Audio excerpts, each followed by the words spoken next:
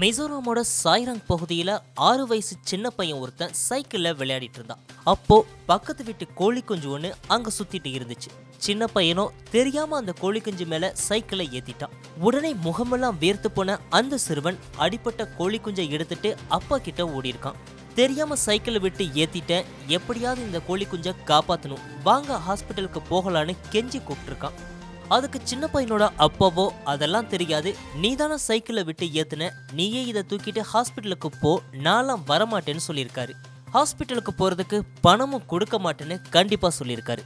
அடிப்பட்ட கோழி குஞ்சை காப்பாத்த அப்பா வரமாட்டிக்கிறாரேன்னு கண் கலங்கிய சிறுவன் கொஞ்சம் கூட தாமதிக்காம வீட்டு உண்டியல்ல சேர்த்து வச்சிருக்கிற பணம் எவ்வளவு இருக்குன்னு பார்த்திருக்கான்.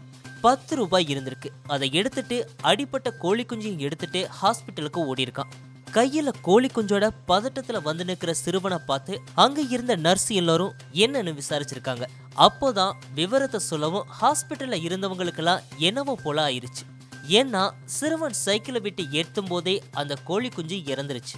அது தெரியாம அடிப்பட்டதா நினைச்சிட்டு ஹாஸ்பிட்டல் வரைக்கும் வந்ததை நினைச்சு நெகிழ்ந்து போயிட்டாங்க. உடனே அங்க இருந்தவங்க சிறுவன் ஒரு கையில கோழி குஞ்சும் ஒரு கையில 10 ரூபாய் நோட்டோட இருக்கிறத போட்டோ எடுத்து இன்டர்நெட்ல போட்டு விட, சிறுவன் கூட கோழி குஞ்சு போட்டோவும் இப்ப செம்ம ட்ரெண்ட் ஆயிட்டு வருது.